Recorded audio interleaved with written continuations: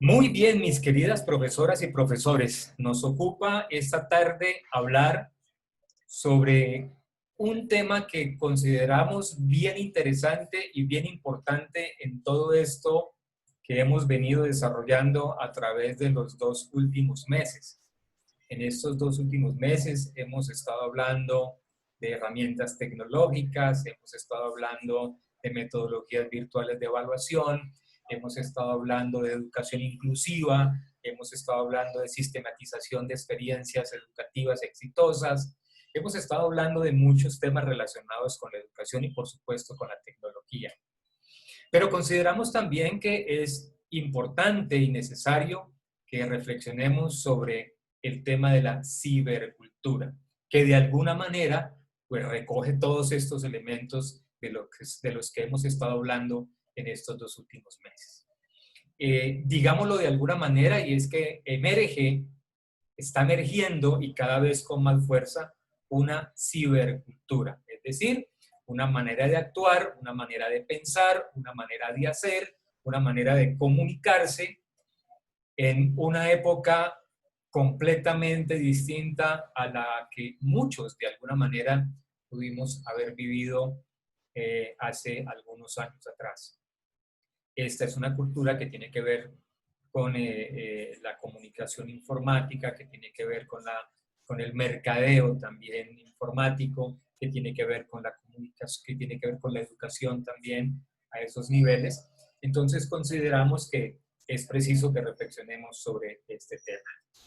Así es que el propósito, queridas profesoras, profesores, que nos reúne esta tarde, la idea de reunirnos esta tarde en torno a ese cafecito caliente que ustedes deben tener allí en su escritorio y esa libreta de apuntes, pues no es más que reflexionar, que reflexionemos ustedes y yo, por supuesto, sobre la necesidad que tenemos quienes educamos, quienes formamos, quienes orientamos, de reflexionar sobre esa necesidad de replantear los paradigmas pedagógicos y éticos que hoy vivenciamos en los entornos virtuales de aprendizaje. Es decir, y ahora lo vamos a ver un poco más adelante, necesitamos en este momento que la vida de alguna manera nos puso por delante, que nos obligó a apagar las máquinas, a guardar los carros, a cerrar los colegios, a detenernos. Es preciso que en este momento que tenemos, que la vida nos está invitando a detenernos, que reflexionemos sobre nuestro quehacer pedagógico y cómo ese quehacer pedagógico se está vivenciando en entornos virtuales, en los teléfonos celulares, en los computadores, en las tablets. Y que reflexionemos en cuanto a esto en razón a las transformaciones sociales, culturales, políticas que está viviendo el hombre que se educa y está afectado por la posmodernidad. Mis queridas profesoras y profesores, estamos en una época completamente distinta. Y no podemos seguir pensando, creyendo y actuando de la manera en que lo pudimos haber hecho hace algunos años.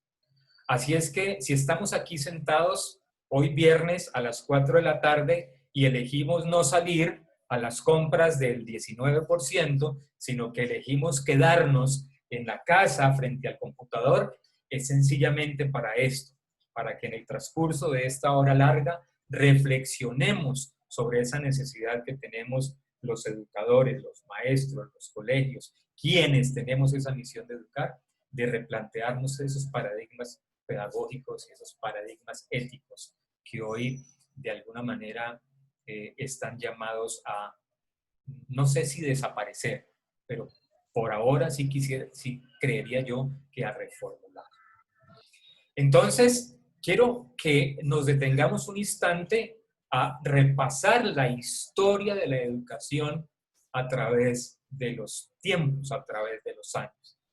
Que en un solo golpe de vista podamos nosotros darnos cuenta y reflexionar sobre qué tanto hemos avanzado a través del tiempo ¿Qué tanto seguimos nosotros educando bajo los mismos paradigmas, bajo los mismos principios, bajo las mismas creencias, en épocas que parecieran ser completamente distintas?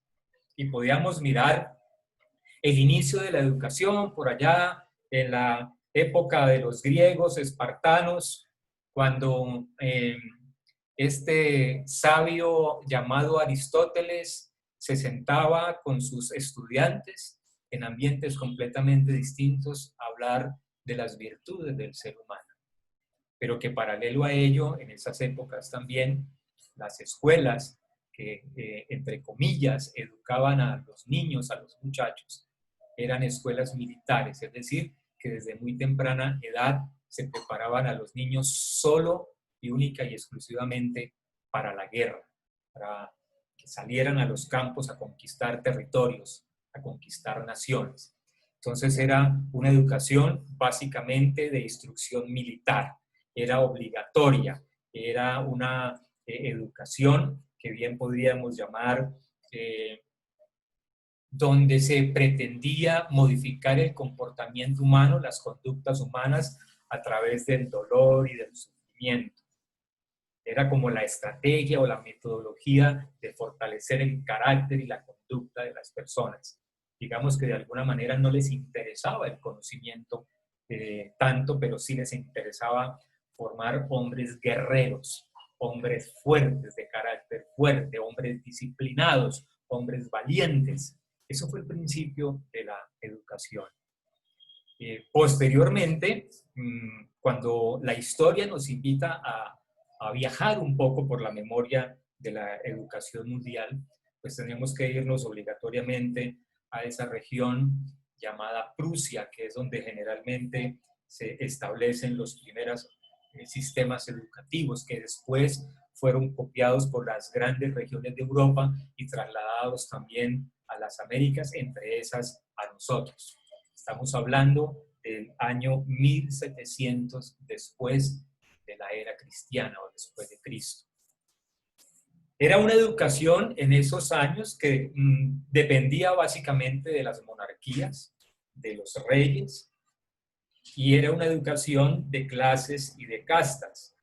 Se dividía la educación de alguna manera en dos niveles. Hoy podríamos llamarlo educación privada y educación pública, pero en este caso hablábamos de la educación de las castas. Era obligatoria, también tenía una metodología muy cercana a esos principios espartanos de la educación, que era la disciplina autoritaria, es decir, usted aquí se calla porque el que habla soy yo, el que manda soy yo, y usted hace lo que yo quiera, así, a rajatabla.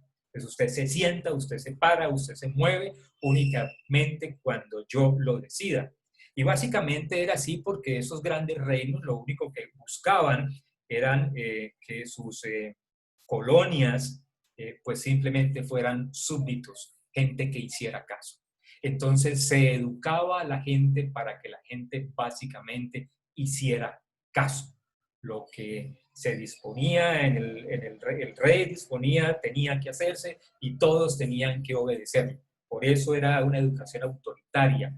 Por eso también de alguna manera se usaba el castigo como metodología de aprendizaje. Yo no sé si de esa época viene el pensamiento que teníamos, que después se vivió en otras épocas, era el pensamiento de que la letra con sangre entra. O sea, aprende porque aprende. Luego, un poco más allá del tiempo, ya cercano a 1800, siglo XVIII, estábamos hablando un poco del siglo XVII, ahora nos metemos un poco sobre el siglo XVIII, año 1800, en la famosa primera revolución industrial. Recordemos que estamos nosotros ahora viviendo la cuarta revolución industrial. Estamos hablando de la primera revolución industrial. Y miren ustedes lo curioso, que también para esa época la educación era obligatoria. Y el modelo educativo era un modelo cercano a la necesidad de las fábricas que por ese entonces empezaban a emerger de las sociedades industriales, las grandes fábricas productoras que emergían de esas sociedades industriales. Entonces, si ustedes hacen pequeño recorderis sobre esa época, eran líneas de producción. Y en una línea de producción, pues hay un momento donde entra el producto, se procesa el producto y sale el producto. Es decir, hay una cadena productiva, una línea de producción donde cada persona tendría que estar en su lugar y hacer lo que le correspondía hacer. Y la educación adopta ese modelo industrial de ensamble y nosotros podemos ver que hacia el año 1800, donde se empieza a estructurar un nivel de educación un poco más formal, entonces empiezan en esa época, en 1800, a aparecer los cursos o los grados que hoy nosotros conocemos como primero, segundo, tercero, cuarto, que correspondía a esa idea de la línea de ensamble, de la línea de producción. Entonces, básicamente se educaba para formar trabajadores, es decir, se enseñaba a la persona a comportarse de tal manera que cuando llegara a la línea de ensamble, pues no tuviera mayor dificultad. Ya iba de alguna manera adiestrado o entrenado para trabajar en las líneas de producción. Por esa época de la Revolución Industrial del año 1800, pues había algo bien curioso, que el papel del docente, el papel del educador, era el papel de un docente que supervisaba un proceso.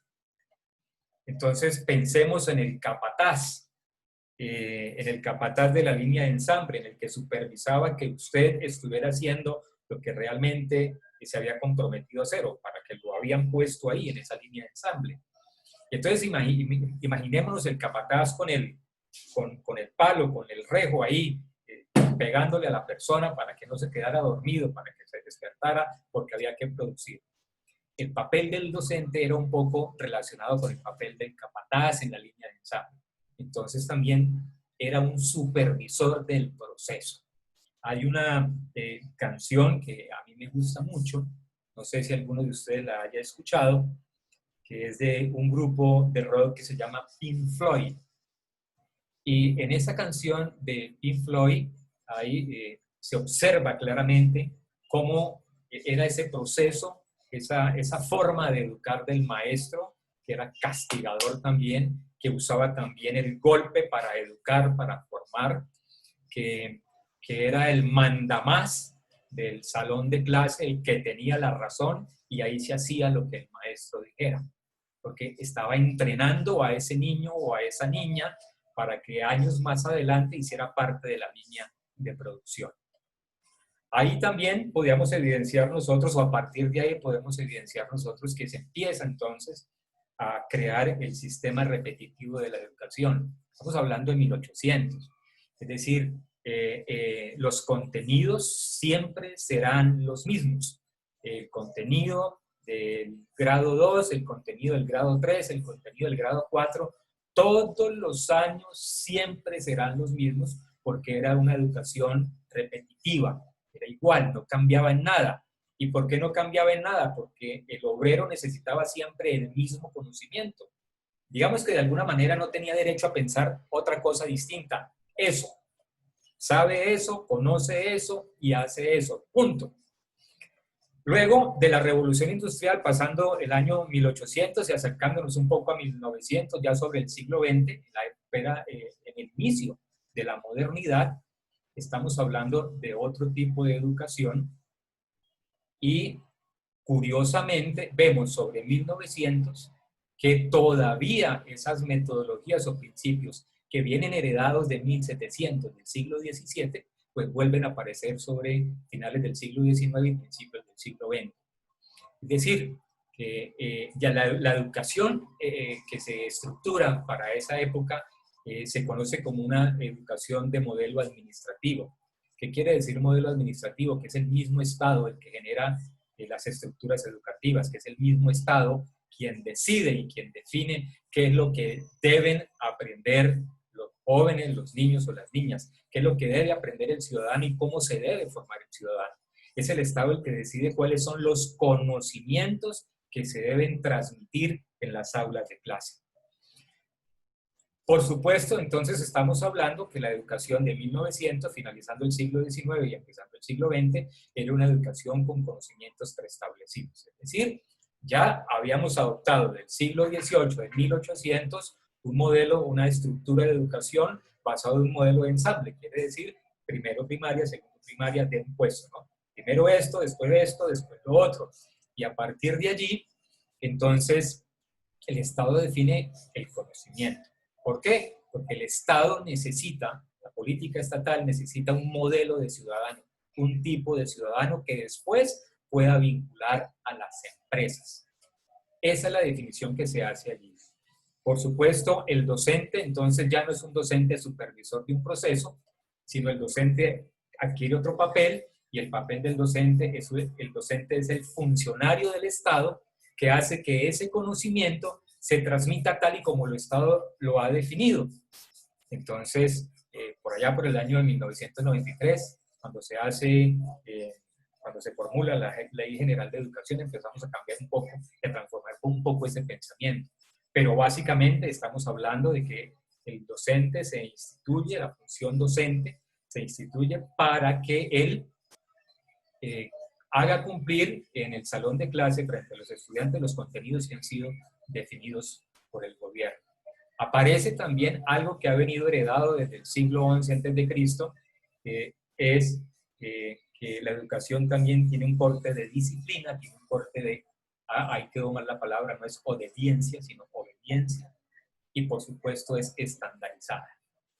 Alguna vez, mis queridos maestros, profesoras, visitando un colegio, no hace muchos años, hace muy poco tiempo, entré al colegio y vi a un niño, yo no sé, podría tener unos 10 años, 11 años, parado en la mitad del patio del colegio, con los brazos extendidos y con 2 ladrillos a los lados. Y estamos hablando que ya habíamos pasado el año 2000. Para ser un poco más exacto, lo vi como en el 2014, hace unos 6 años. Un niño en un patio, parado, brazos extendidos y ladrillos en las manos. Estoy hablando de ya pasado el año 2000, pero todavía maestros, docentes, sobre todo de sectores rurales, que consideraban que el castigo, que el dolor y que el sufrimiento era una metodología propia para modificar la conducta del estudiante. Profes, quiero que miren bien esta imagen, esta diapositiva. Y en esta diapositiva hacemos un repaso rápido de lo que ha sido el proceso de transformación educativa a través de los tiempos. Vamos en la modernidad. Estamos hablando del año 1900 hasta principios del año 2000, principios del siglo XXI. Ahora entramos en una época completamente distinta que nosotros la conocemos como la posmodernidad. Ya abandonamos el mundo, el universo, el planeta, como ustedes lo quieran llamar, ya abandonó esos esquemas relacionados con la educación y ahora estamos hablando de una educación inteligente. Ya no es una educación donde se define el conocimiento, donde se le dice a la persona, usted tiene que saber esto, usted tiene que aprender esto, porque si usted no aprende esto, usted no va a ser nadie en la vida. Entonces estamos hablando de una educación inteligente donde la persona tiene la capacidad de elegir y decidir qué es lo que quiere aprender, qué es lo que le interesa aprender, cuáles son las competencias que él quisiera desarrollar para su vida profesional, para su vida social. Entonces estamos hablando de una educación que está estructurada sobre una red de conocimiento, es decir, el conocimiento es universal, el conocimiento no es de un principado, el conocimiento no es de un estado, el conocimiento es global, el conocimiento es universal y yo puedo acceder a esa red de conocimiento. El conocimiento está puesto en la red. Todo lo que uno quiera saber en este momento está en la red. Y entonces la persona, al darse cuenta de que el conocimiento está allí, elige y decide qué es lo que quiere aprender, qué le gustaría aprender. Un ejemplo de esto podría ser un caso que yo viví hace un par de años atrás con una amiga, una niña que conocí, me decía, yo debo ser la médico ginecobstetra más mala del mundo. Yo me imagino que yo soy la peor del mundo. Y me imagino que soy la peor del mundo porque simplemente yo nunca quise estudiar medicina. Jamás, no me gustaba la medicina. Simplemente mi abuelo era médico, mi papá era médico y a mí me tocó ser médico. Lo que yo quería para mi vida era la música. Yo quería la danza, el ballet, la música. Y hoy me siento esa persona. Cada vez que estoy en la consulta me siento una ginecobstetra que me tocó, pero yo hubiese preferido este otro conocimiento. Entonces, en la posmodernidad estamos viendo que el joven, el niño, la niña, el muchacho, como lo queramos llamar, entiende que el conocimiento está puesto y el interés es distinto. Entonces, esta educación posmoderna está estructurada sobre la investigación como motor de desarrollo. Es decir, y pasa algo bien interesante en las escuelas españolas. Las escuelas españolas forman por competencias y profesionalizan la competencia. Es decir, sobre esa competencia que están formando, sobre esa competencia, investigan y van a profundidad y desarrollan otro tipo de conocimiento y entregan a la humanidad otro tipo de conocimiento basado en la profundidad de la investigación. Y si estamos hablando de investigación, por tanto, la educación posmoderna es una educación analítica, es una educación reflexiva, es una educación crítica, es una educación pensada, se piensa, que, si quiere lo pueden tomar como una crítica a la educación nuestra, a veces pensaría que al Estado le interesa que no pensemos, que no se piense, porque si llegan a pensar, de alguna manera, pues pueden, si se me permite la expresión, perder el control sobre nosotros. No, la educación posmoderna está basada sobre el pensamiento, sobre el análisis, sobre la reflexión, sobre la investigación. Ya no se come entero, ya no se repite como un loro la lección. Entonces, en estos días Sergio nos ponía el ejemplo de la célula, y cuando el niño estaba estudiando la célula, tenía que repetir como un loro la definición de célula. Entonces, si repetía como el loro la definición de célula, 5, muy bien, felicitaciones, se aprendió la lección. Venga, no, hoy tengo que investigar la célula, me meto en la célula, desbarato la célula, la quiero ver, quiero reflexionar sobre ella, quiero aprender sobre ella. Entonces se vuelve también un espacio de análisis y reflexión. Y por supuesto, pues tendríamos que hablar que la educación en la posmodernidad está mediada por la tecnología, por lo virtual, por el espacio en la red. Ese es un componente vital de la educación en la posmodernidad. Es decir, que está mediada por las tecnologías de la información y la comunicación. Eso nos está diciendo que necesariamente, si queremos entrar dentro de esas nuevas dinámicas de la educación, tenemos que dejar atrás el tablero, tenemos que dejar atrás la tiza, porque todavía en algunas zonas rurales se ve el tablero verde para que se escriba con tiza. Claro, por supuesto, aquí hay una brecha grandísima a nivel de la inversión que hace el Estado en la educación, porque es que estamos demasiado atrasados en cuanto a esta posmodernidad o a la educación en la posmodernidad. Mis queridas profesores, los voy a invitar a ver el salón de clase de la escuela posmoderna.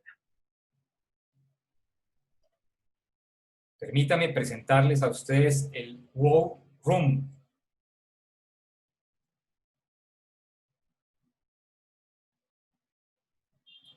This is what business schools look like now. Students sitting in a classroom waiting for the professor. In a few years, it will look like this. The future has already arrived at the world's most advanced centers of learning. IE has just presented its Wow Room, the classroom of the future, which revolutionizes the learning process through artificial intelligence, simulations, big data, robots, and holograms. The Wow Room is the next step in the technology immersion here at IE. Over the last 15 years, we have invested more than 25 million euros in technology innovation. Students from over 150 countries will be educated using the Wow Room, immersed in technology. Through video conferences, simulations, and big data, students will learn to manage corporate crises, design production processes, or resolve diplomatic conflicts. The Wow Room software also recognizes the expressions on students' faces, gauges their level of attention, and registers their level of participation. The WOW room has 48 screens that make up a digital tapestry covering 45 square meters, as well as cameras, robots, and holographic projectors. Just in the coming year, over 1,000 students will take part in a class in the WOW room. The heavily customized technology which we put in place here allows the faculty to very easily engage with the students and collaborate with them. IE launched its first e-learning unit in 2002. Since then, over 3,000 students take part each year in online learning sessions. IE's online MBAs have been ranked #1 in the world by the Financial Times and The Economist for 3 consecutive years. Se preguntarán ustedes por qué no subtitulamos el video. Porque estamos hablando de una educación a nivel global, a nivel del mundo. Entonces también tenemos que reflexionar sobre el idioma en que se está entregando ahora el conocimiento. Las grandes investigaciones, los grandes contenidos académicos están formulados en inglés. Por eso también es necesario que entendamos, comprendamos y reflexionemos sobre la importancia para el educador, para el maestro, de la posmodernidad, el manejo de una segunda lengua. Esto que ustedes vieron aquí no es una simulación de un aula de clase, es un aula de clase de una universidad en España, del Instituto de Educación para los Altos Negocios, Business School, IE Business School, y este es el modelo de aula que ellos manejan. Modelo de aula que también manejan algunas universidades de los Estados Unidos. ¿Qué es lo curioso que hay aquí, queridos profesores? Desapareció el tablero, desapareció la tiza, desaparecieron los pupitres, desaparecieron la fila 1, la fila 2, la fila 3, usted adelante, los pequeños adelante, los grandes atrás, entramos en fila, nos sentamos en fila, desapareció eso. En la educación virtual estamos hablando de un software como el que utiliza esta universidad en España, que tiene la capacidad de reconocer los estados emocionales de los estudiantes. Y ese estado emocional del estudiante se lo va mostrando al tutor, que ya no es docente, ya no es profesor. Al tutor le va mostrando en un tablero de información parecido al que ustedes ven ahí a su derecha, si el estudiante está aburrido, si el estudiante está distraído, si el estudiante está cuál, de una manera o qué manera se encuentra. O sea, es capaz de entender la emocionalidad del estudiante. También este tipo de aulas que se están usando ahora o que se empiezan a usar ahora a nivel mundial, a nivel global, le va mostrando al estudiante el nivel al profesor, al tutor, el nivel de participación de cada uno de los estudiantes, el porcentaje de participación en clase. Y le va mostrando en unas gráficas cuál es ese porcentaje de participación que tiene en el aula. Es decir, el maestro que está allí frente a esos 60 estudiantes, pues tiene el dominio completo de lo que está sucediendo allí. Esa es la famosa WOW Room, Windows on the World, la ventana al mundo, salón de la ventana al mundo. Volvamos a recordar un poco la diapositiva de hace un momento. ¿Qué tanto ha cambiado esto a través del tiempo? Y reflexionemos si nosotros seguimos creyendo, actuando, comportándonos de acuerdo a esos modelos de 1700, 1800, revolución industrial. Eso nos lleva entonces, mis queridos profesores, a hablar de lo que es la virtualidad. Y para hablar de lo que es la virtualidad, definamos primero el concepto de lo virtual. Porque hablamos de educación virtual y a lo mejor no alcanzamos a comprender el simple concepto de lo virtual. Cuando nosotros hablamos de lo virtual, básicamente estamos diciendo que todo es posible, que la virtualidad hace que todo sea posible. Entonces se define una relación entre la posibilidad y la realidad. Entonces simplemente no hay una diferencia entre una cosa y la otra. Yo puedo estar viviendo una experiencia virtual, pero es absolutamente real Y es real porque tiene el poder de realizarse. Tiene el poder de realizarse. Yo no tengo que estar en la montaña rusa, en el aparato, en la estructura física de la montaña rusa, para sentirme y experimentar la sensación de una montaña rusa. No me hace falta. O sea, no tengo que tocar la realidad de la montaña. Simplemente me pongo unas gafas que simulan la realidad y que hace perfectamente real la experiencia, la emoción. Siento el vacío en el estómago, siento que me voy a caer de un lado, siento que el corazón se me acelera, porque la virtualidad tiene esa capacidad. En la virtualidad, lo posible se hace real. Parece entonces que por la virtud que tiene de realizarse es que se vuelve real. Por la virtud que tiene de realizarse es que se vuelve real. Entonces estamos hablando que la educación virtual es una educación de experiencia, de experimentarse. No son los contenidos de lea, porque la virtualidad le permite al estudiante vivenciar, tener la experiencia, le permite tocar, le permite estimular sus sentidos, su olfato, la sensación kinestésica, lo cognitivo, lo emocional, lo afectivo. Eso es cuando nosotros hablamos de educación virtual, estamos hablando de esa posibilidad de volver real algo que parecería era imposible poder realizarse en algún momento. Entonces miremos, mis queridos profesores y profesoras, cuando nosotros estamos hablando de empezar a implementar estrategias de educación sobre la virtualidad, pensemos, reflexionemos, es interesante hacerlo. Si lo que yo le estoy transmitiendo al estudiante es el mismo contenido del aula de 1800, 1900, o si lo que yo le voy a transmitir o como yo le voy a entregar la información al estudiante es propia de la educación de la posmodernidad. El estudiante, y ya lo vamos a ver, ya no es la misma persona, es alguien completamente distinto. Y es distinto porque hoy hablamos del hombre cyborg. El hombre cyborg, si ustedes recuerdan, los que tenemos algunos años atrás, vimos una película que se llamaba El hombre nuclear. No sé si ustedes la recuerdan. Yo alguna vez, o muchas veces, o algunas veces pude verlo, que sonaba ahí como unos ruidos muy tecnológicos cuando él corría. Me encantaba. Y el hombre tecnológico, ahora se me fue el nombre, el hombre nuclear tenía unas prótesis, ¿no? Cuando se integra lo tecnológico a lo humano, a la carne, entonces ya no se habla del hombre como tal, sino se habla del hombre cyborg, es decir, un hombre que combina la humanidad con la tecnología. Posteriormente, unos años un poco más acá, vimos otra película que se llamaba Robocop.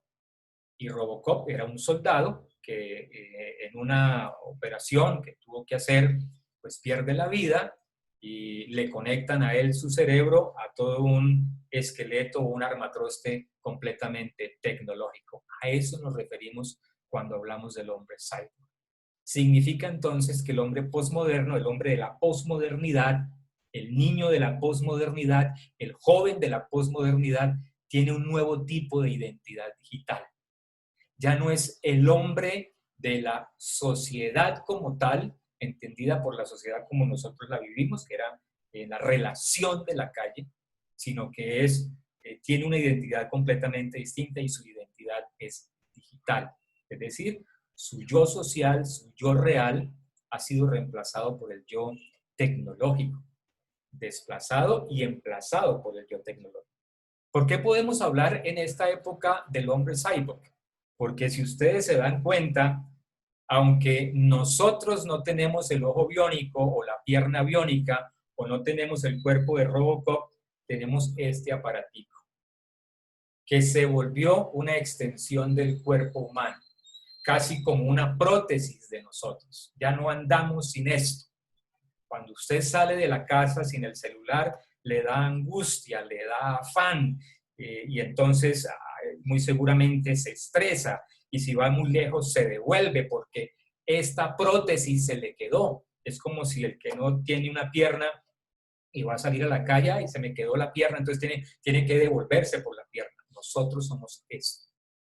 Nosotros somos parte de ese hombre cyborg, de ese hombre que la tecnología le implantó un nuevo yo, una nueva identidad, y es una identidad digital. Cuando decimos que es una identidad digital, decimos que existimos. ¿Se acuerdan? Hace algunos años atrás había un comercial de el directorio telefónico de páginas amarillas que decía, si no están las páginas amarillas, no existe.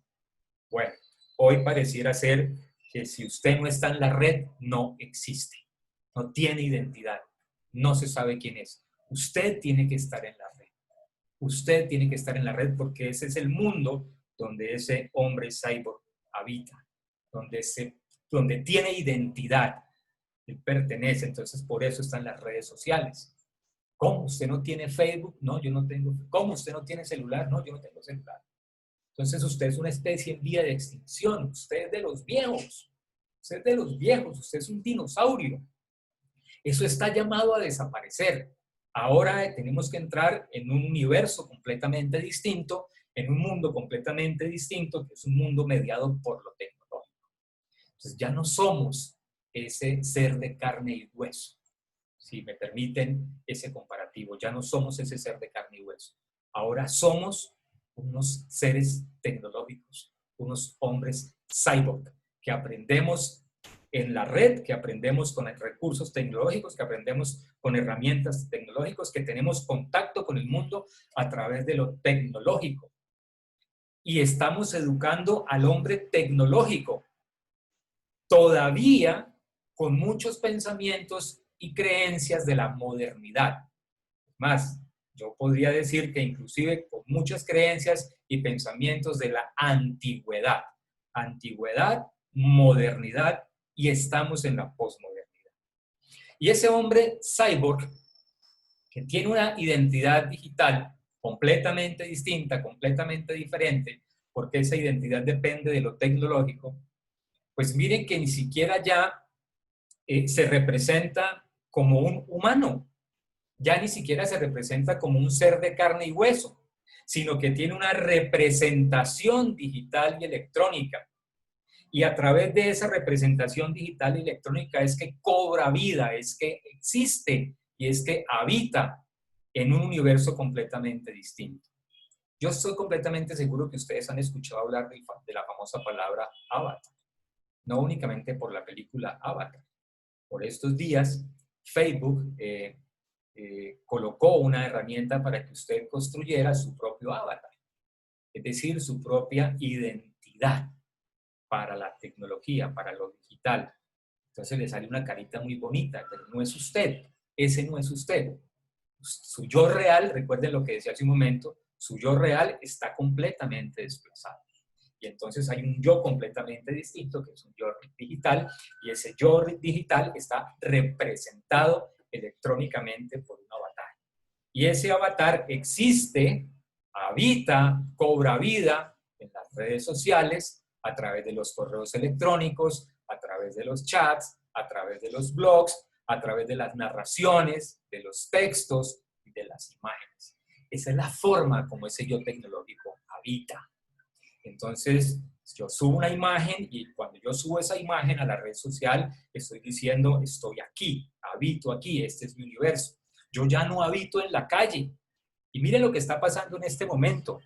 Esta, entre comillas, encerramiento nos ha metido a entender y a reflexionar sobre esto de lo que les estoy hablando. Y es que ya no habitamos en la calle.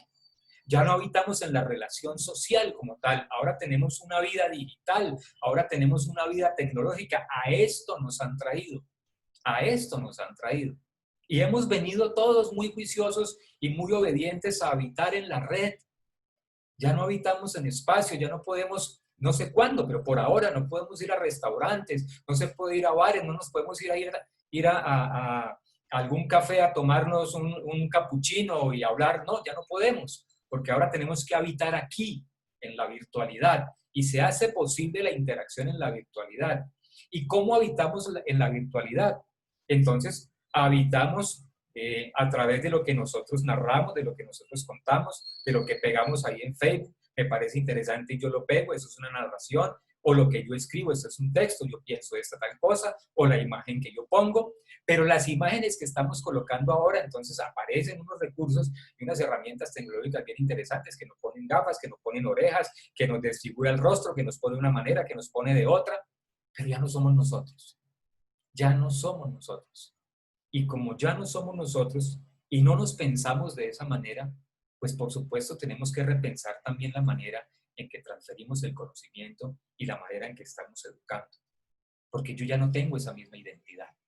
Ahora yo habito, existo de una manera completamente distinta. Entonces, yo grabo algo que sucede en mi vida y lo pongo en la red. ¿Cuántas personas lo pueden ver? Miles, quizás millones de personas. ¿A cuántas conozco? A ninguna. Muy posiblemente a ninguna. O conozco algunas, pero yo estoy vivo, estoy ahí porque estoy habitando en la red. ¿Cuántos de nosotros tenemos avatar? ¿Cuántos de ustedes tienen avatar? ¿Y cuántos estudiantes hoy en día ya se identifican con estos elementos virtuales? Con el avatar, no con la foto de ellos, sino con su propio avatar. Cuando estamos hablando entonces de que hay una persona distinta, un ser distinto, que ya no tiene una identidad real, sino que por supuesto ahora tiene una identidad digital, existe de una manera completamente distinta, entonces también tenemos que irnos y repensar psicológicamente la educación. Y cuando hablamos de pensar psicológicamente en la psicología de la virtualidad y de la educación en la virtualidad, entonces encontramos el gran reto de la educación postmoderna.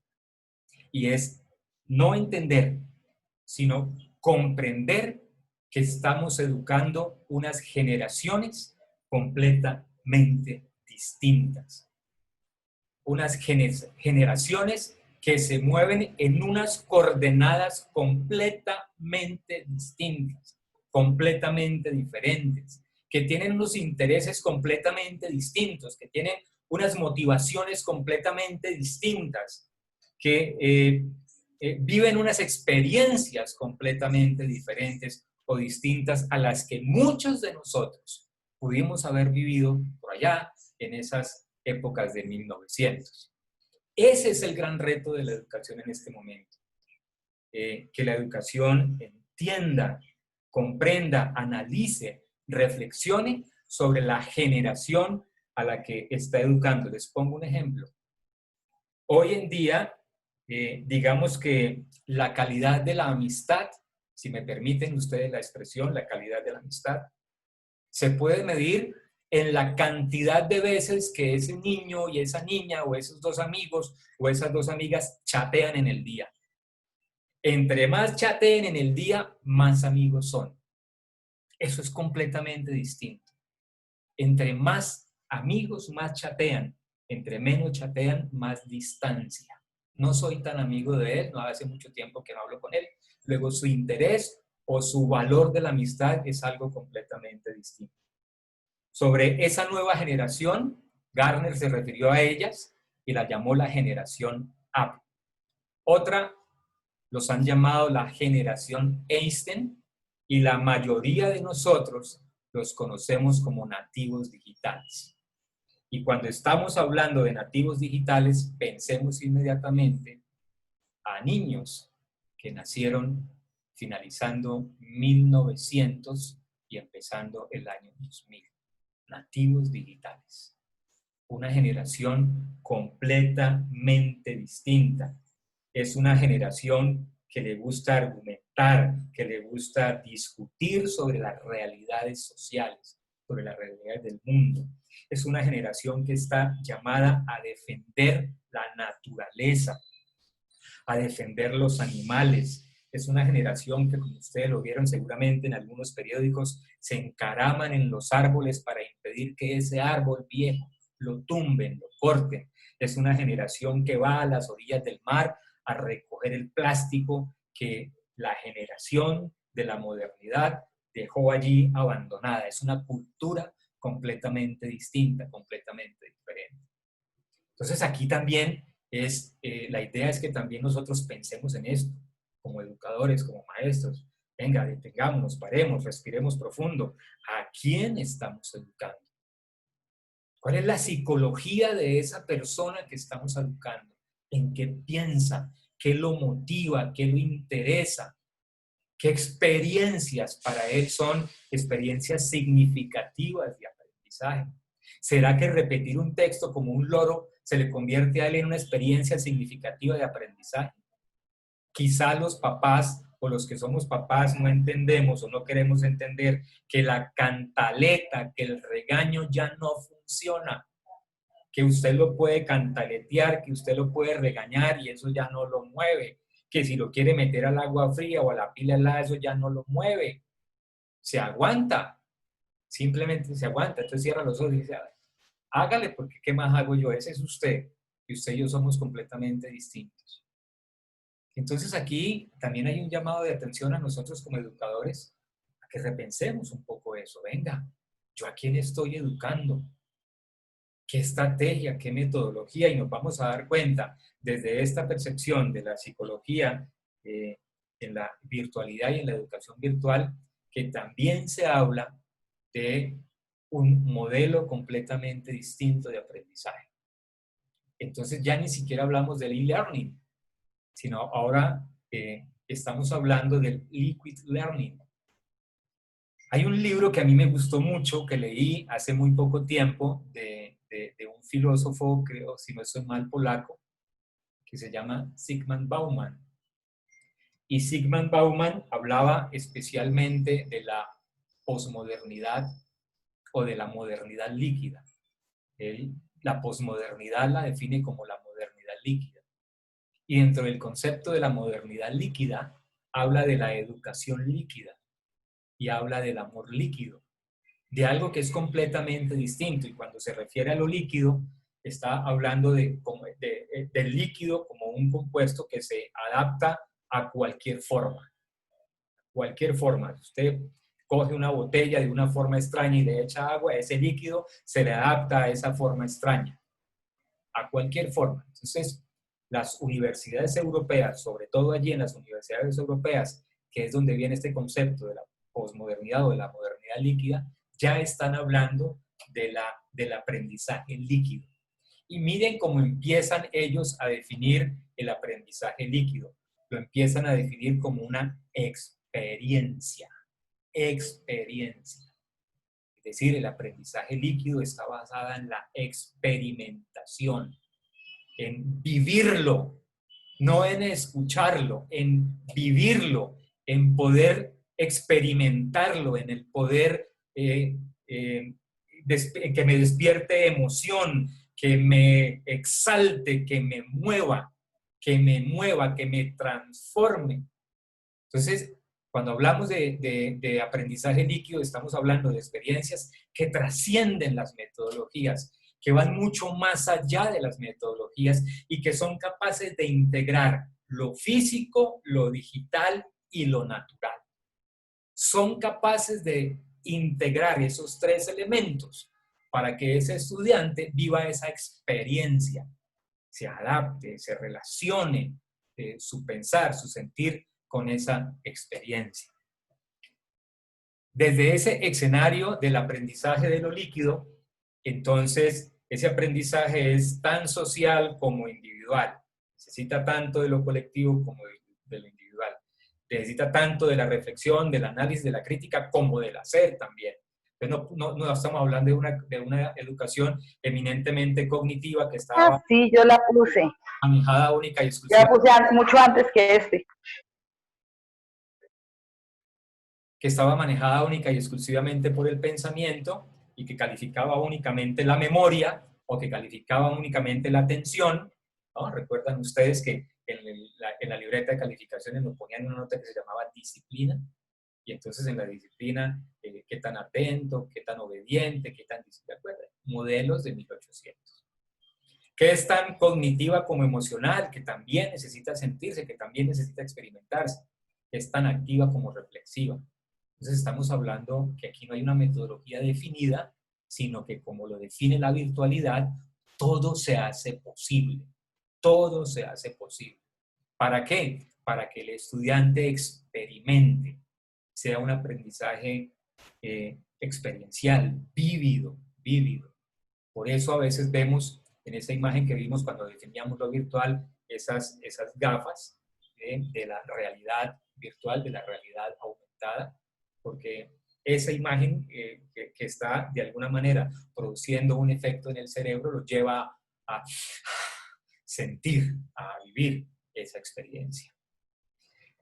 Bien. Entonces, mis queridos profes, cuando hablamos de ese nuevo yo digital, cuando hablamos de esa nueva representación de ese ser que ya no es tan humano, sino que ahora es un poco más tecnológico, el hombre cyborg, que le metemos una forma, un entorno de vida completamente distinto, que ya no habita en los andenes, que ya no habita en la calle, que hoy por hoy ya no habita en los salones de clase, sino que ahora habita en la red. Estamos hablando que quienes educamos, lo mínimo que deberíamos tener es un capital tecnológico. Comparémoslo. ¿Qué tanto capital tiene usted en el banco? ¿Qué tanta plata tiene usted en el banco? Porque en la cantidad de recursos que usted tenga ya en el banco, pues usted va a poder hacer más. Entre más plata tenga, puede hacer más. Puede viajar, puede conocer, puede comprar, puede intercambiar, puede conseguir. Pero si su capital financiero es muy corto, pues entonces menos cosas podrá comprar y menos cosas podrá hacer.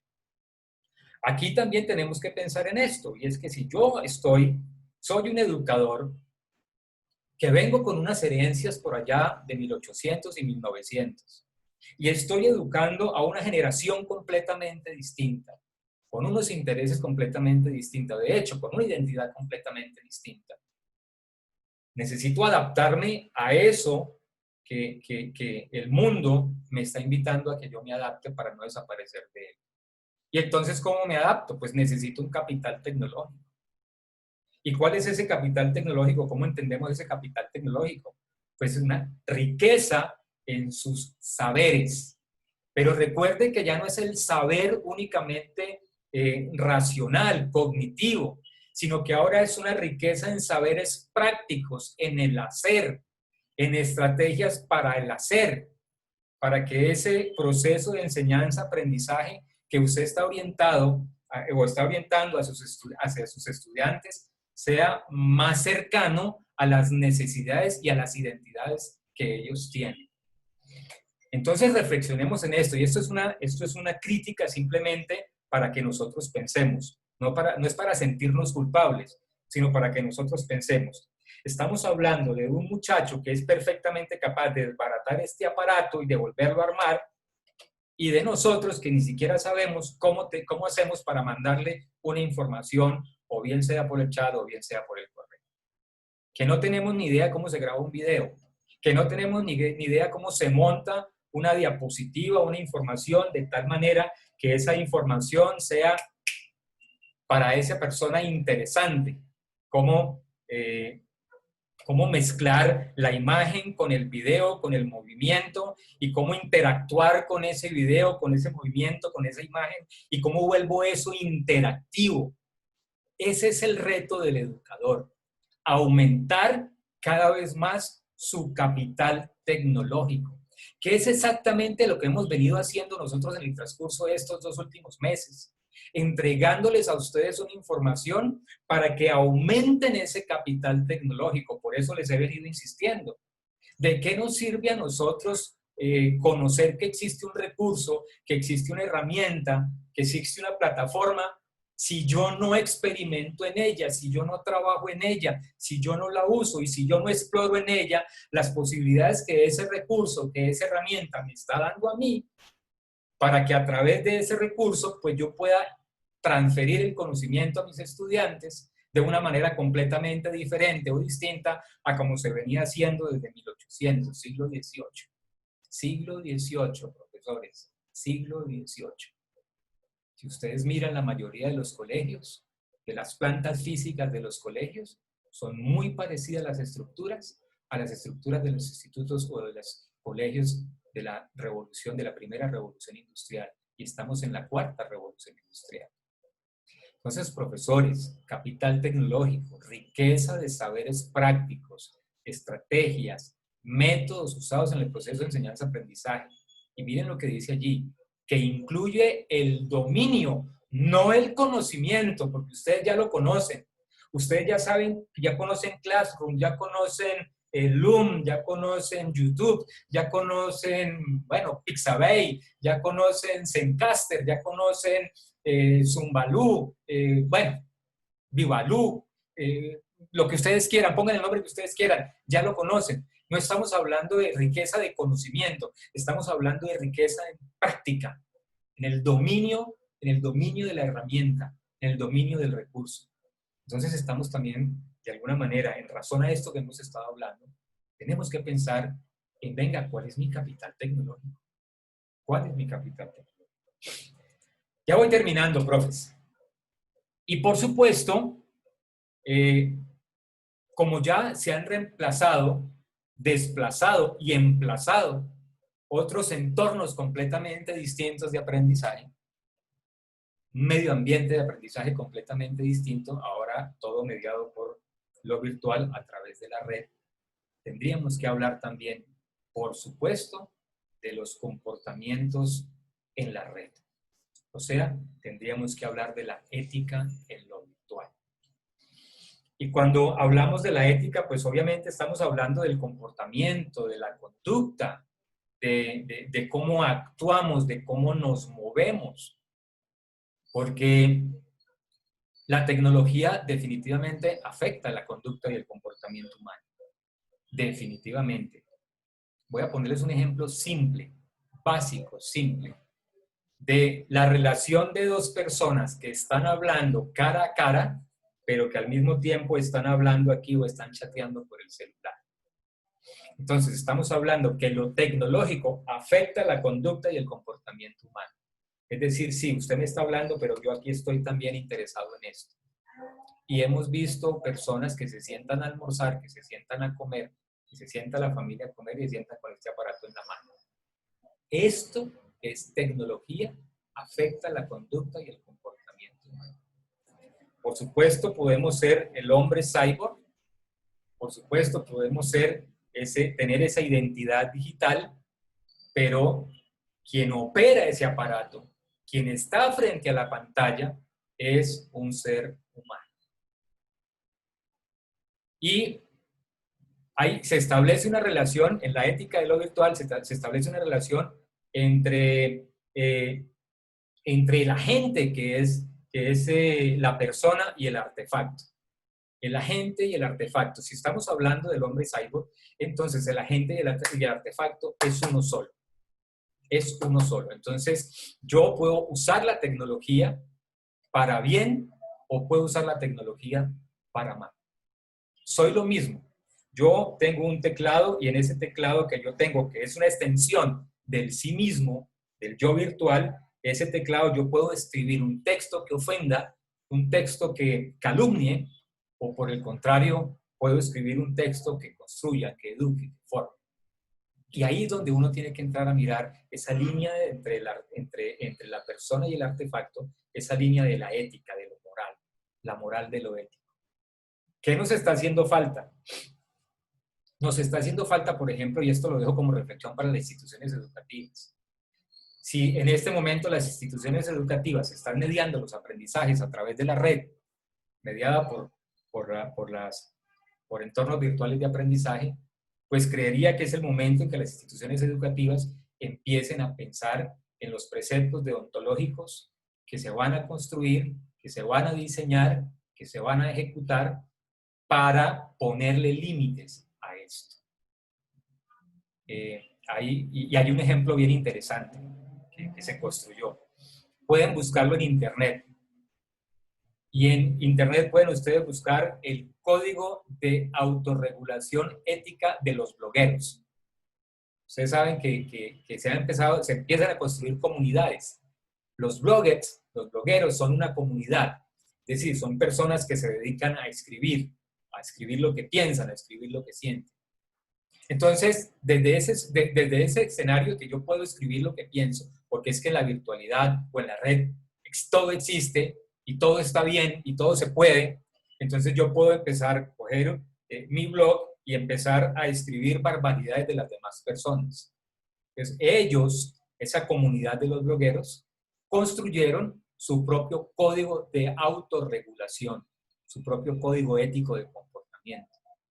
Y en ese propio código ético de comportamiento de la comunidad bloguera, de los blogueros, entonces está claro cómo me debo comportar yo ahí en la red. Y se orientan los textos, de qué manera se debe escribir, qué cosas se pueden escribir, qué cosas no se pueden escribir, de qué manera me comporto yo en la red, de qué manera me comporto yo en la red. Y esa ética de lo virtual me lleva finalmente a lo que nosotros conocemos con la palabra Actor Network Theory, que es la netiqueta. Voy a ponerles también otro ejemplo simple. En este instante, ustedes que me están allí escuchando y yo nos estamos relacionando a través de la red mediado por la tecnología. Pero es exactamente lo mismo que si yo estuviera en el salón de clase, igualito, aquí no cambia nada. Digamos que en este momento yo asumiría, como ejemplo simplemente, el papel del profesor y ustedes el papel de estudiante. Entonces, si ese estudiante quiere conversar conmigo, quiere preguntar, tiene una inquietud, lo mínimo que tiene que hacer es levantar la mano. En la virtualidad sucede lo mismo. Por eso esas herramientas y esos recursos tecnológicos le dan la posibilidad a la persona que quiere participar de dar un clic y levantar la mano. Y si se va a retirar, pues pide permiso, discúlpenme, me tengo que retirar. Pero hay gente que abandona las conversaciones y hagan el proceso, es igual, es idéntico. Es como si estamos en el salón de clase y una persona se para, abre la puerta y se va y no dice nada. Ojo a eso. Esto también, esta nueva vivencia también nos obliga a nosotros a pensar en el respeto a las buenas maneras en Internet, en el respeto a las buenas formas en Internet. Y buenas formas desde cómo se escriben los textos. A la gente, voy a poner también otro nivel de ejemplo. La etiqueta de lo virtual dice que escribir un texto completamente en mayúscula es como si usted estuviese gritando a la otra persona.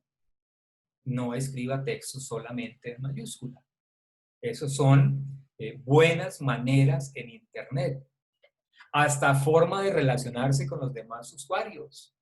Formas de entender que al otro lado de mi pantalla, de mi computador, que puede ser a kilómetros, hay otra persona que merece mi respeto y lo mismo hace que yo merezco el respeto de la otra persona. Entonces tenemos que pensar en esto también. Y creería yo que no hemos pensado mucho en este tipo de experiencias de la ética en lo virtual, de las buenas formas, de los buenos comportamientos, de las nuevas costumbres que tenemos que adoptar nosotros en lo virtual. Pues mis queridos profes, quería compartir con ustedes este tiempo, esta reflexión. Repito, el propósito que teníamos al principio simplemente era, venga, ya que el mundo paró, ya que nosotros paramos, ya que estamos de alguna manera en casa y ya que nos estamos de alguna manera enfrentando a una experiencia completamente distinta, pensemos un poquito en esa experiencia, reflexionemos un poquito en esa experiencia. ¿Por qué le tenemos miedo a esta experiencia? ¿Por qué esta experiencia me está costando tanto trabajo? ¿Por qué no me gusta esta experiencia?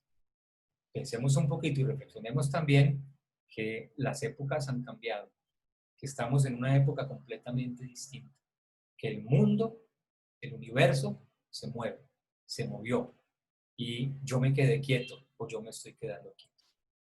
Bueno, profes, con todo mi cariño y con todo mi amor, les compartí esta simplemente reflexión y ahora quisiera escucharlos. Voy a dejar de compartir pantalla y me gustaría escuchar la reflexión que usted hizo, el pensamiento que usted tiene y por supuesto que lo compartamos con quienes estamos aquí en este momento.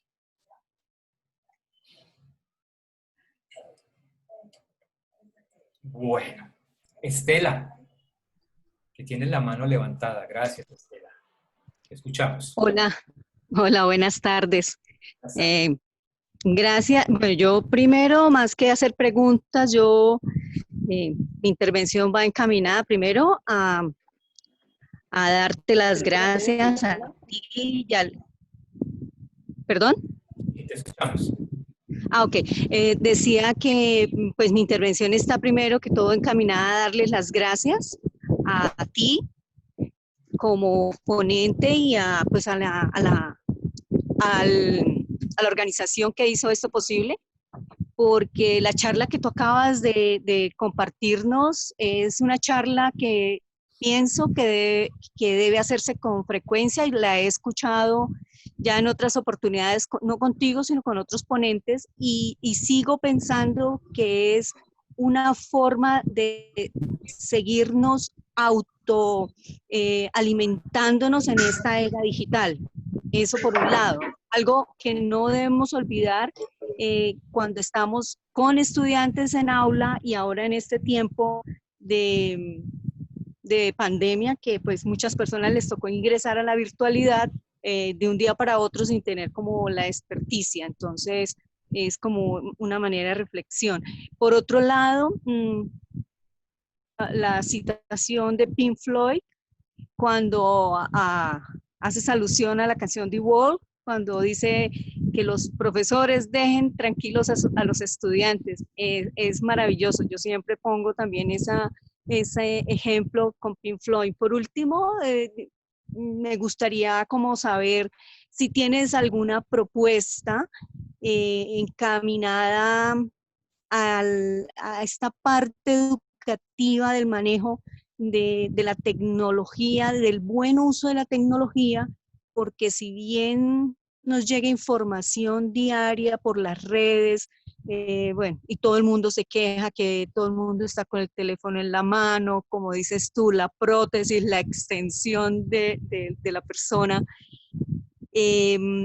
También pienso que nosotros somos ingresamos, nos sumergieron en la tecnología, pero no hubo una educación hacia ella y nuestros hijos, obviamente al padre no tener esa inmersión, los hijos también incurren como en todas estas fallas. Lo que tú dices, uno envía un mensaje y los estudiantes no lo contestan, es como si tú en la presencialidad estés hablando con el estudiante no te responda, o no te dé los buenos días, o no te dé las gracias, o responda a lo que tú le estás cuestionando. Entonces me gustaría como escuchar de ti de pronto si tienes alguna propuesta encaminada a esa parte de la educación con todo lo que está sucediendo con el manejo de la tecnología. O con el buen uso de la tecnología, porque la tecnología personalmente pienso que es absolutamente maravillosa. Yo soy docente virtual hace ya varios años y me eduqué en la virtualidad también. Yo hice una carrera presencial y después quise hacer otra carrera y la hice online y después hice mi maestría online y ahora estoy en el camino a hacer mi doctorado también online. Entonces, para mí la tecnología es algo maravilloso, que la tenemos que aprender a manejar de la forma más adecuada es otra cosa. Entonces me gustaría saber de ti qué ideas tienes acerca de esto. Gracias, Estela, por compartir tu opinión, tu pensamiento. Miren, el principio básico que en estos últimos tiempos he ido llevando a las instituciones educativas, que es lo que en algún momento les describí, y es que es urgente que la institución educativa, que el equipo docente, piense en ese código de autorregulación del comportamiento y de la conducta en la virtualidad. ¿Qué sentido?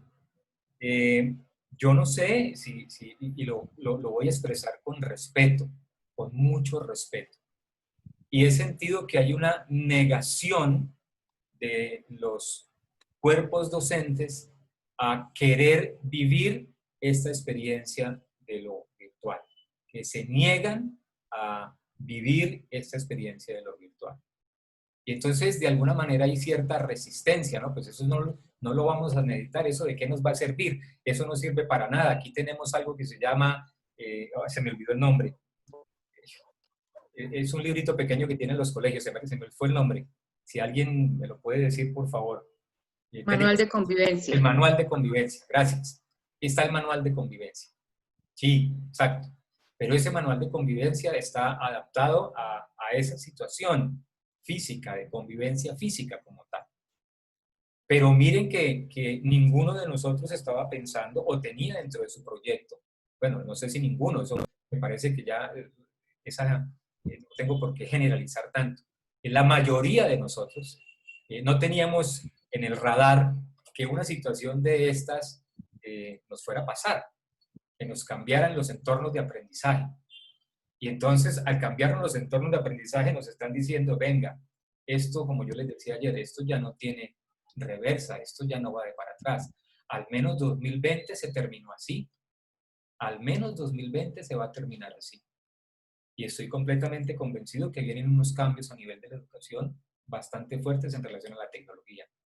Entonces, en mis charlas con los rectores de los colegios les he venido tocando el tema de que empecemos en los equipos docentes a construir ese, vamos a usar la misma palabra, manual de convivencia virtual, porque hay que también direccionar la conducta y el comportamiento de las personas, que desconocemos totalmente cómo hacerlo.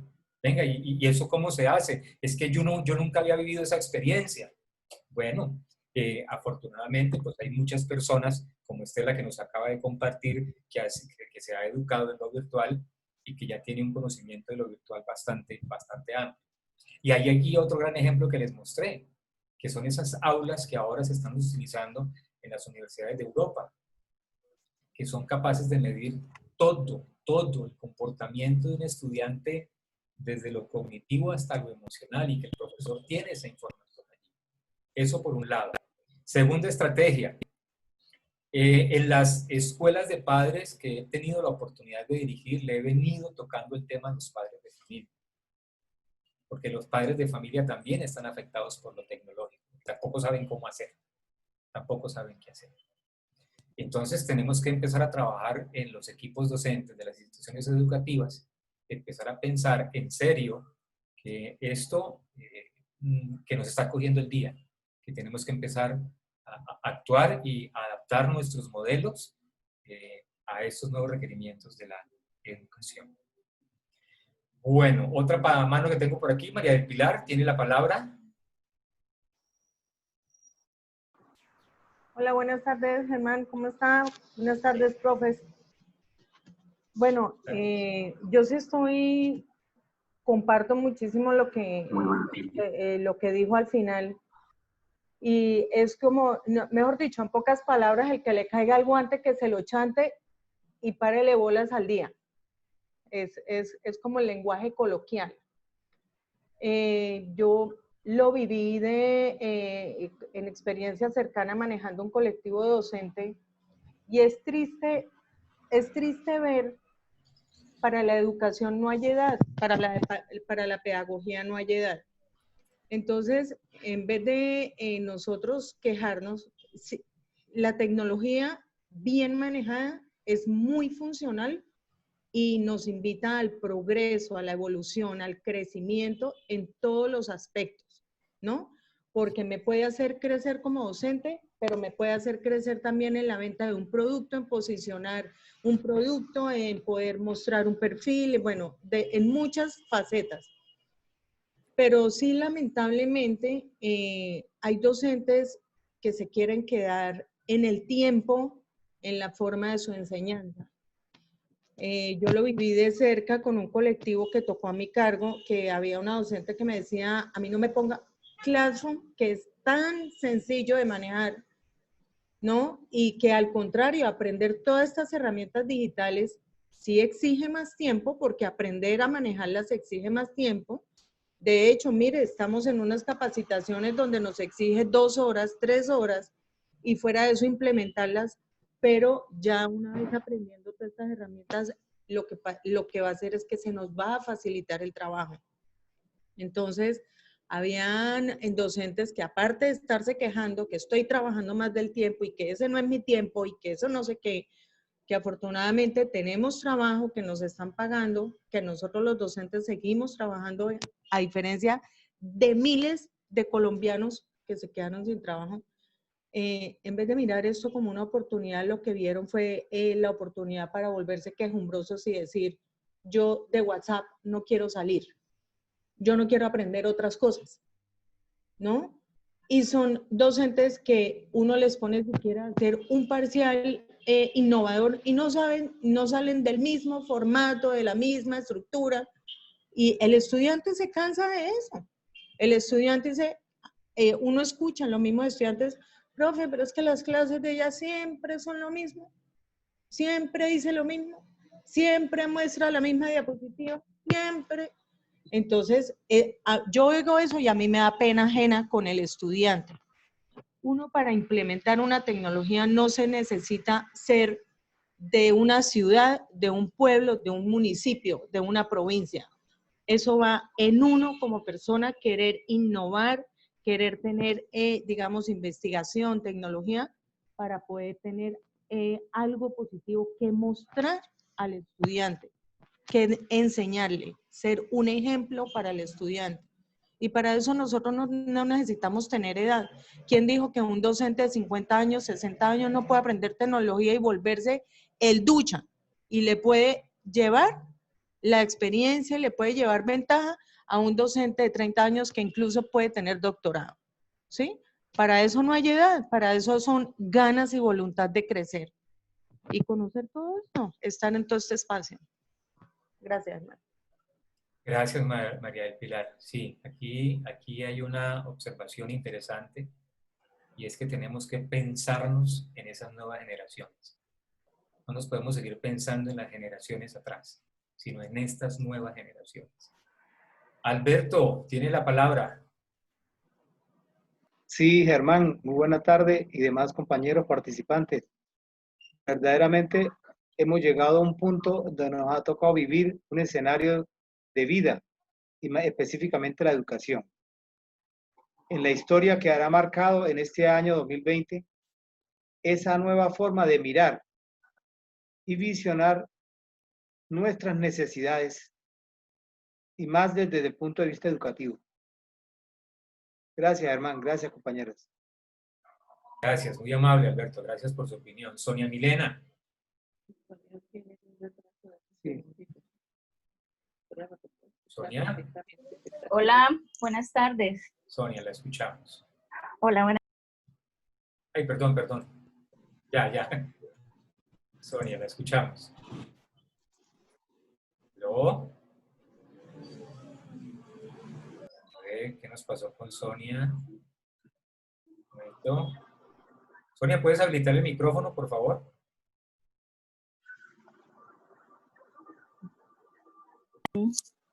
Ya. Primero que todo quería agradecer pues las capacitaciones. He tratado pues de conectarme cada vez que tengo tiempo en las tardes, porque bueno, yo trabajo casi siempre todas las tardes.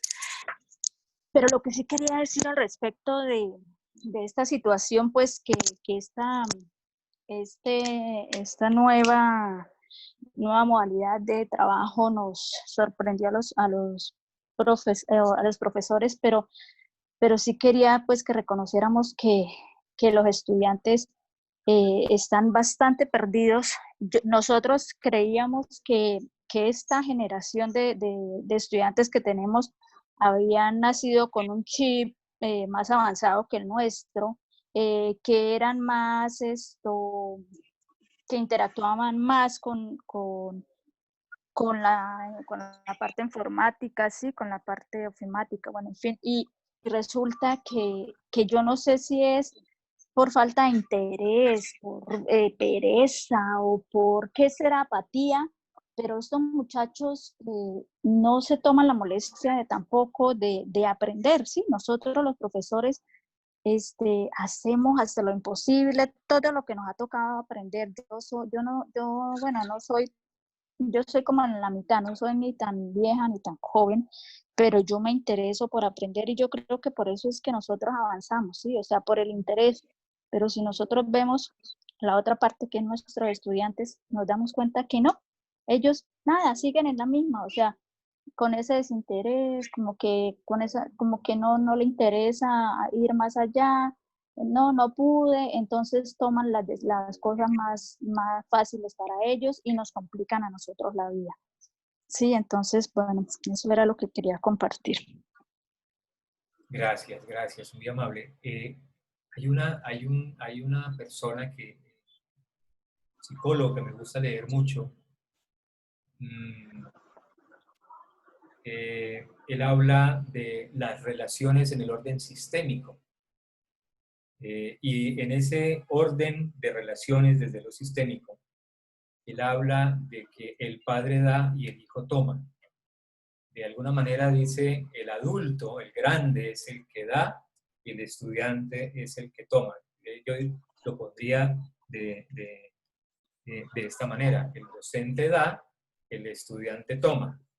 ¿Qué toma el estudiante? Lo que el docente le da. Y con base en lo que el docente le da, pues él actúa. Y en la casa lo mismo, ¿no? Recuerden ustedes que los primeros 7 años, el primer ciclo de formación, que son los Bert Hellinger se llama él, que son el primer ciclo de formación, que son los 7 primeros años, son fundamentales para determinar las competencias o las capacidades de ese niño o de esa niña hacia el futuro. ¿De qué depende? De lo que los padres en un principio le dieron. ¿Qué le dieron los papás? ¿Qué tomó ese niño? ¿Qué tanto tomó ese niño para poder desenvolverse en su vida, en su mundo? Entonces aquí también tenemos que pensar nosotros si les hemos venido dando de lo mismo para que ellos sigan actuando de la misma manera y de la misma forma. Vuelvo y repito, es simplemente una reflexión. No estamos ni juzgando, ni condenando, ni nada. Simplemente reflexionando sobre lo que el momento nos está invitando a pensar. Jorge Pinto, tiene la palabra. Buenas tardes, ¿me escuchan? Sí, señor.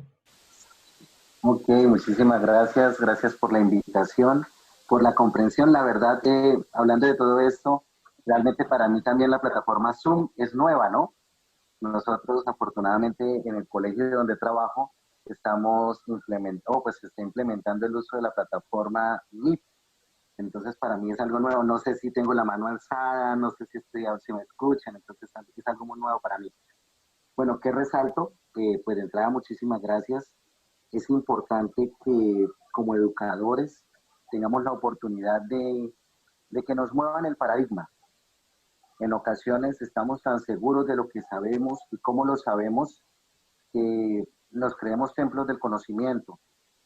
Entonces, que nos hagan un cambio de paradigma es importante porque nos invitan no solamente a que nos movamos, sino que nos pongamos en una dinámica diferente.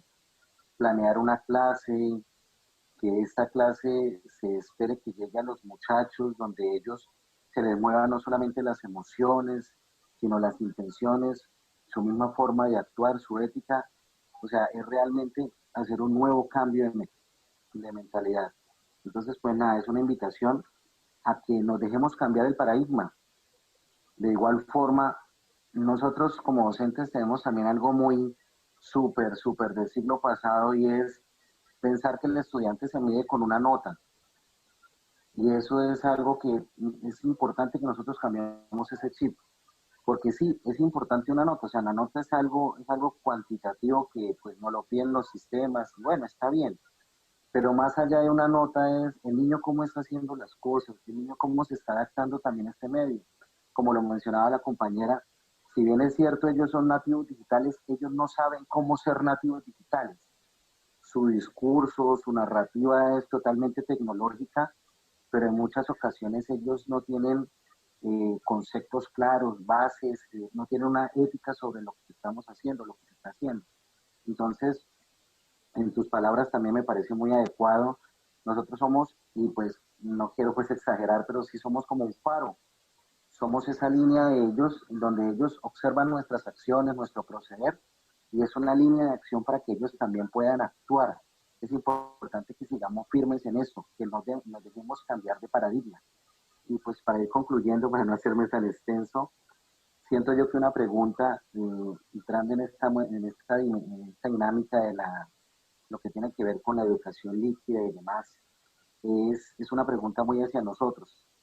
La pregunta es, ¿cómo lo que yo enseño está aportando a la construcción de un verdadero ser humano, que es el que tengo en mi aula? Porque pues efectivamente en lo que tú exponías, tenemos 37, 40 personas conectadas en un aula y la pregunta es, ¿será que sí estoy llegando? ¿Será que la persona que está detrás de esa pantalla sí se está formando integralmente? Muchísimas gracias. Gracias, Jorge. ¿Desde dónde se está comunicando, Jorge? Bien. Qué pena, ¿me escuchan? Sí. Yo soy re nuevo con esta plataforma. De Bucaramanga. Ok, gracias, Jorge. Vale. No es únicamente, es también pensar no únicamente en qué le estoy enseñando, que sería el contenido, sino cómo se lo estoy enseñando, que sería lo práctico. ¿Cómo estoy llegando a él? ¿Cómo estoy llegando a él? Vuelvo y recuerden un poco eso, el conocimiento está, hoy el conocimiento está en la red. El qué es, está en la red. Ahora, ¿cómo transfiero ese conocimiento? ¿Cómo transfiero ese conocimiento para que el impacto que tenga sea, que parta de la experiencia, que entre por el corazón y posteriormente a la razón? Heidi Francisca tiene la palabra. Buenas tardes. Primero que todo, muchísimas gracias por estas capacitaciones que han sido muy interesantes. Gracias a todos los compañeros también por estar aquí reunidos, tratando de comprender un poco esta situación que es nueva para todos. Yo creo que en la historia de la educación, me atrevo a pensar que en la historia de la humanidad, como transmisores de conocimiento, es la primera vez que nos vemos enfrentados a una situación como esta de pandemia y en donde tenemos los recursos suficientes para llegar a esos estudiantes, a esos alumnos que por distanciamiento social nos toca tutoriar de manera virtual. Todas las personas que estamos acá, pues creo que hemos tenido como un punto de convergencia, que es en que los estudiantes teníamos una falsa percepción de que los jóvenes, por tener uso de los celulares y las nuevas tecnologías, de pronto las sabían utilizar o tenían ese acceso con fines más interesantes, y nos damos cuenta que solamente lo tienen para los fines sociales, las redes sociales. Les encanta estar en Facebook, en todas esas otras páginas, en Facebook, Instagram, en las que a ellos les gusta mostrar y de pronto es como un culto al yo, porque ellos muestran lo que comen, muestran cómo bailan, muestran cómo viven, muestran sus últimos atuendos y a veces se minimiza un poco toda la parte de valores que reciben en el colegio, en la parte presencial. Los profesores, con respecto a los profesores que de pronto son renuentes, ellos, generalmente las personas tienden a pensar que son por edad, que porque son profesores que hace muchos años están haciendo el mismo oficio. Pero yo pienso que esos profesores lo han hecho bien, porque esos profesores nos han educado a nosotros y lo han hecho con calidad. Yo soy egresada de la Normal de Señoritas de Pamplona. Y pienso que todos los profesores que alguna vez fueron mis profesores y más adelante se convirtieron en los profesores que ya estaban pasados de moda, pues lo hicieron bien porque educaron muchas generaciones con alta calidad. Lo que se está haciendo bien, pues se debe respetar. Solamente se debe integrar las nuevas tecnologías, no como un fin, sino como un medio, porque seguimos siendo humanos, seguimos teniendo esa necesidad de la interacción, del afecto, de la guía, porque en un aula de estudiantes, donde el promedio es de 18, 17 años, que es con los muchachos que yo trabajo, que son de la media técnica, el adulto en ese salón de 35, 40 personas soy yo. Y yo como adulta, pues lógicamente que debo tener bien claro qué es lo que voy a hacer en ese momento y debo tener bien claro los conceptos y la forma como debo conducir a ese grupo, no solamente el crecimiento en conocimiento, sino también el crecimiento como personas, porque queremos finalmente sacar a la sociedad un producto que va a ser un egresado capaz de producir, capaz de aportar a la sociedad. Entonces, en ese orden de ideas, pues valorar mucho el trabajo de las personas que de pronto tienen muchos años en la educación y les ha dado resultado porque somos producto de ello. Y tomar los nuevos retos de incorporar todas las tecnologías, y lo que estamos haciendo, lo estamos haciendo bien porque queremos aprender a hacerlo. Sí, bajo la tutela y bajo la directriz de personas como ustedes que se han preocupado porque los docentes tengamos calidad en nuestro oficio, que finalmente es lo que nos interesa a nosotros, cumplir bien con nuestras tareas, ¿sí? Con nuestro oficio, que en mi época, y no sé si ahora lo llamarán los profesores que son de pronto más jóvenes que mi persona, se llama vocación. Y entonces esa vocación la trae uno y la desarrolla uno con el tiempo y la va afinando. Y puede ser que un profesor antiguo no tenga muchas destrezas en la parte virtual, pero puede ser que ese profesor sí tenga muchas otras destrezas que son tan importantes en la educación y en la construcción de buenos ciudadanos.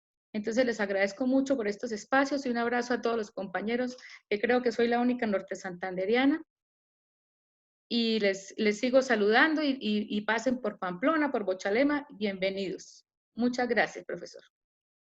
Por allá por Bochalema estuvimos hace un tiempo visitando la Escuela Yelva, conociendo la Escuela Yelva. Gracias, gracias Heidi por compartir. Sí. Iván, Bueno, tiene la palabra. gracias a Iván ustedes. Gómez. Sí, muy buenas tardes.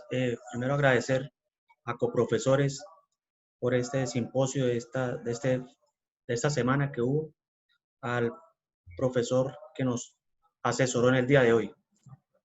Bueno, yo quería simplemente pues acotar algo aquí, que frente a lo que se vino, porque nos cogió a todos por sorpresa, y con lo que viene ahorita con la alternancia, todos debemos estar a la vanguardia de las nuevas tecnologías, y qué bueno que tengo aquí amigos, compañeros que se están capacitando y en otras plataformas, porque primero que todo, por ahí alguien hablaba de las personas mayores que se les dificulta las tecnologías. Pues sí tenemos que capacitarnos, porque según la alternancia dice que los mayores de 60 años seguirán trabajando desde la casa, pero también los docentes entre los 18 y los 59 años con casos de morbilidad, casos de patologías, también deben seguir trabajando desde la casa con la modalidad de virtual.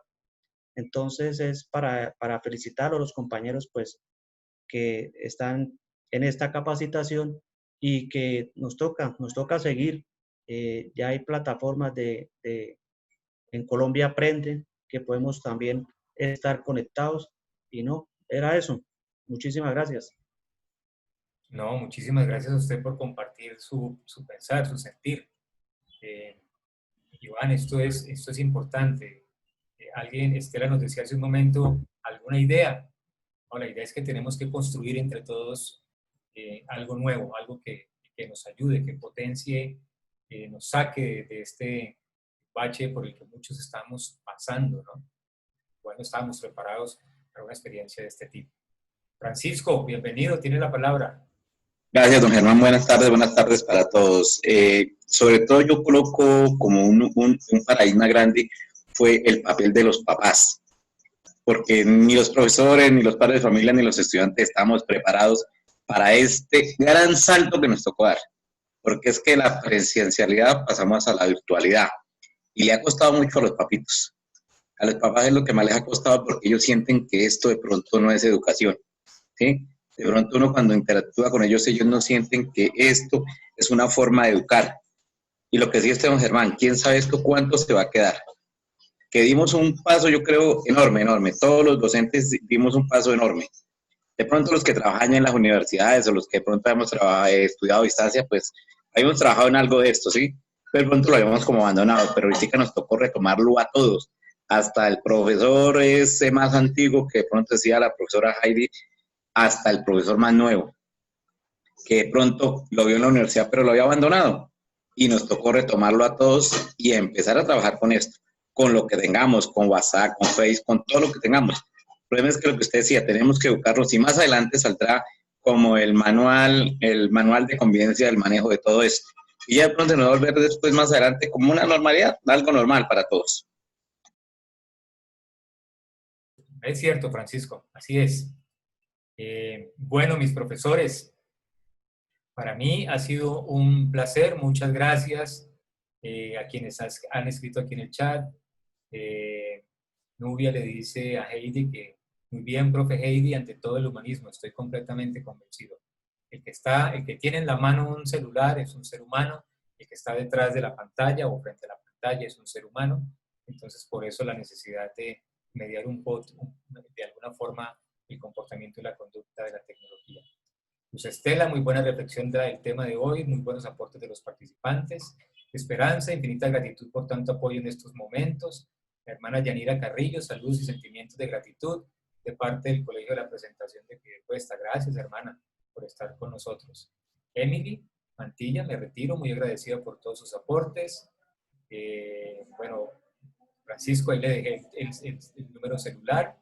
Luz Estela dice, sí, muy cierto, y ahora también están los que se esconden detrás de lo virtual para hacer daño y respetar. Sí, eso es muy cierto.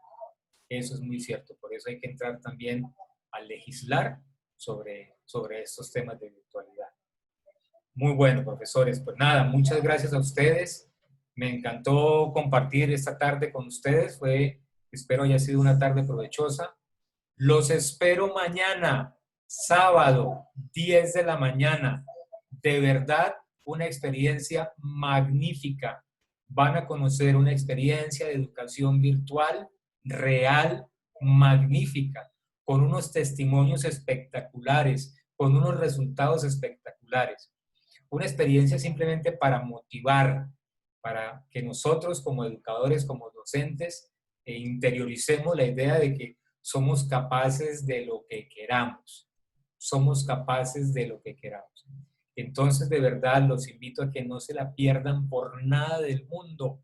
La experiencia de mañana, más que una conferencia o algo así, es simplemente una experiencia que ustedes conozcan de primera mano cómo un profesor de música usa lo virtual para enseñarle a estudiantes de bajos recursos de los sectores vulnerables de Cartagena a interpretar el saxofón, la flauta, el piano, la percusión, las cuerdas. Y eso seguramente, muy seguramente, nos va a servir de motivación.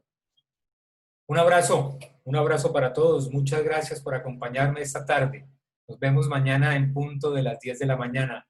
Feliz viernes, que descansen. Buenas noches, bendiciones para todos. Don Germán, ¿le puedo llamar ahorita? Claro que Gracias, sí, señor. Claro que sí. Si Dios, mañana